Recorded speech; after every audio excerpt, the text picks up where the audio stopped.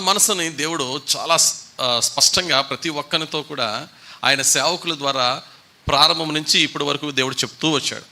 కాబట్టి మన సంఘాలలో కూడా టైమ్ అండ్ అగైన్ ఈ యొక్క రిపెంటెన్స్, మారు మనసు గురించి బోధించడం అవసరం.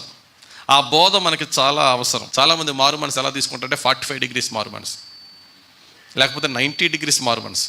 180 degrees అంటే కొంచెం తెలుస్తుంది కదా. ఇది ఎలా ఉందనుకోండి, కొంచెం ఎలా తిరిగితే 45, ఎలా తిరిగితే 90, ఎలా తిరిగితే కంప్లీట్ బ్యాక్ తిరిగితే ఎంత 180 degrees. అంటే కంప్లీట్గా పాపానికి ఎలాగుంటే పాపం ఎంత కనబడుతుంది, ఎక్కువగానే కనబడుతుంది. ఎలాగుంటే కొంచెం కంప్లీట్ బ్యాక్ తిరిగిపోతే నో. దేవుడు అంటున్నాడు ఈరోజు 180 degrees రిపెంటెన్స్ కావాలి మనకి.